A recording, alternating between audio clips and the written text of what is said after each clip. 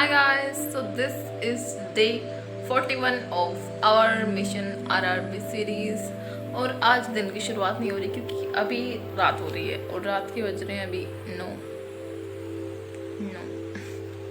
और आज दिन में पढ़ाई नहीं हुई मेरे से क्योंकि आज मौसम अच्छा था और मेरा पढ़ने का मन नहीं था। और दिन में मैं सो गई थी और आज मैंने एक मूवी देखी। इस वजह से हमारे दिन की पढ़ाई नहीं हो पाई। तो मैंने सोचा है मैं अभी रात को पढ़ूँगी। मेरे को लगता है हमें 3 सब्जेक्ट मेरी प्रायोरिटी है, क्वांट, रीजनिंग, इंग्लिश, और मैं इनको पढ़ूँगी 2-2 घंटे। अभी मैं क्वांट में DI कर रही थी क्योंकि मुझे लगता है DI इज़ इम्पोर्टेंट और वो हमारे 40 to 50% ऑफ द एग्ज़ाम में आता है। तो DI पे कमांड होना ज़्यादा ज़रूरी है अर्थमेटिक्स से। तो मैं अभी DI कर रही थी और फिर घर वाले आ गए। घर वालों ने मुझे अंदर से बाहर भगाते हुए निकल, यहाँ से हमको सोना है। तो हम आ गए बाहर और अभी हमारी हो रही है बाहर बैठ के पढ़ाई। अभी मैंने कर ली थी अपने 4-5 DI हो पाई मेरे से ऑनेस्टली, क्योंकि बहुत ज़्यादा डाटा एक्सट्रैक्ट करने वाली DI थी। ये इसका वो निकालो, इसका ही निकालो, तो मैंने भाई इसको छोड़ दो। फिर उसके बाद मैंने थोड़े अर्थमेटिक के क्वेश्चन किए। अर्थमेटिक में लिखे थे प्रॉफिट एंड लॉस के क्वेश्चन, कौशिक मोहंती सर के साथ। बढ़िया पढ़ाते हैं वो भी यार, तुम एक बार देखना। आशीष सर हैं क्वांट के लिए, कौशिक मोहंती सर है, हर्षल सर है। और तो मैं किसी को फॉलो नहीं करती। जब मुझे कोई कन्फ्यूजन होता है तो मैं इन दिनों पीछे स्वैप कर लेती हूँ। और अभी इतना पढ़ लिया था तो मुझे लगा मुझे कॉफ़ी की बहुत ज़रूरत है। और तो हमने हमारी दीदी के लिए बनाई हॉट कॉफ़ी और मैंने अपने लिए बनाई मस्सी कोल्ड कॉफ़ी। लेकिन मुझे हॉट से ज़्यादा कोल्ड कॉफ़ी ज़्यादा पसंद है। तो here comes our crushed ice in our coffee and let's enjoy this. So अभी हमारे बज चुके हैं 11:15 हो चुके हैं और आई हैव माई मस्त सी कॉफ़ी बनाई मैंने खुद के लिए, क्योंकि अभी मैं DI कर रही थी। कुछ भी बनाऊँ मैं तो अच्छा ही बनाती हूँ। अभी मैं DI कर रही थी। DI में डाटा एक्सट्रैक्ट करना एक आर्ट है भैया, आर्ट है। मतलब वही नंबरों के बीच खेलते रहना, मेरा तो दिमाग खराब हो गया DI करके। ये इसको ये निकालो, इसको वो निकालो, ये ऑफिसर है, ये कलर का है, इसमें मेल फीमेल है, ऑफिसर में मेल फीमेल है। भाई मेल फीमेल करना ज़रूरी है हर जगह।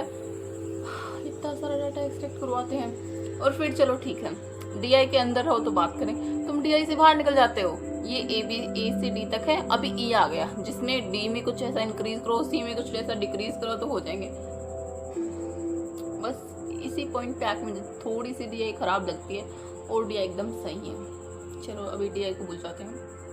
अभी हम बात करते हैं इंग्लिश की। अभी मैं इंग्लिश की क्लास लूँगी और अभी बारी थी इंग्लिश की। और इंग्लिश में जैसा कि मैंने तुम्हें बताया, मैंने पहले की एक एरर डिटेक्शन की क्लास मैडम के साथ। और उसके बाद मुझे लगा क्लोज टेस्ट करने ज़रूरी हैं, तो मैंने जो SBI PO प्री में क्लोज टेस्ट आए थे वो किए मैम के साथ और ठीक आए थे। बस कुछ इडियम्स का मुझे नहीं पता था और तो ठीक है। और कभी कभी क्या होता है क्वेश्चंस में, एक क्वेश्चन आए जिसमें तुम्हें 500 के 500 वर्ड मीनिंग का पता है और दूसरा इसमें तुम्हारी औकात दिखाने के लिए चाहिए कि तुम्हें उसमें से कुछ नहीं पता होगा। वैसे ही कुछ हो रहा था मेरे इसमें भी, लेकिन मैम ने सोचा इससे तो ईजी आएगा RRBPO का, सो टेक इट ईजी। और अभी हमारे पास टाइम भी है RRBPO के लिए, सो कोई बात नहीं, हो जाएगा ये भी। और उसके बाद मैंने मीन्स के क्लोज टेस्ट भी किए। अभी हमने हमारी इंग्लिश कंप्लीट करी है और मुझे एक बात समझ नहीं आती। हम ऐसा ये पढ़ते हैं ना, ये एडजेक्टिव है, ये नाउन है, ये एडवर्ब है एंड ऑल। चलो प्रीपोजिशन का हमें बताया और नाउन का बताया, हर दूसरा शब्द नाउन है। हम ये पढ़ते क्यों हैं? अभी मैं पढ़ रही थी, मैडम ने बताया ये नाउन है, थोड़ी देर बाद जाके बताया ये एडजेक्टिव है, थोड़ी और देर जाके बाद बताया कि ये नाउन है, अरे वर्ब है। तो फिर इन्हें याद करने का कोई फ़ायदा ही नहीं है, क्योंकि ये कैसे भी यूज़ हो सकते हैं। कॉन्टेक्स्ट पे डिपेंड करता है, सब कुछ कॉन्टेक्स्ट पे डिपेंड करता है। तुम किसी का भी मर्डर भी कर सकते हो, बस कॉन्टेक्स्ट का पता होना चाहिए। सेल्फ डिफेंस में ऑब्वियसली। बस यही बात है भाई। और वो कैब इज द किंग भाई। इंग्लिश में क्लोज टेस्ट में भी वो कैब आ रही है, आर्ट्स में तो वो कैब आई आ रही है, और पता नहीं कहाँ कहाँ वो कैब आ रही है। सो वो कैब इज इम्पॉर्टेंट, हमें वो कैब पढ़नी है। और verb agreements, I don't know how to feel about that. ऐसे तो कम ही क्वेश्चन आते हैं जिसमें ये वाले एडजेक्टिव एडवर्ब के ऊपर क्वेश्चन हो तो उसको स्किप कर दो। इतना ज़्यादा मेरे से तो नहीं पढ़ा जाएगा भाई, अभी तो बिल्कुल नहीं। और अभी मैं करूँगी रीजनिंग में थोड़ा मिसलेनियस, थोड़ा पजल, क्योंकि सारी मिसलेनियस नहीं हो सकती, सारी पजल नहीं हो सकती। Okay bye. चलो भाई, अभी हमारी इंग्लिश भी सॉर्टेड है, क्वांट भी सॉर्टेड है। अभी हम करते हैं रीजनिंग मैंने की पहले संजय सर के साथ मिसलेनियस की एक क्लास, जिसमें संजय सर बता रहे थे कि इसका ये करो, इसका वो करो। काफ़ी सही एडवाइस देते हैं संजय सर।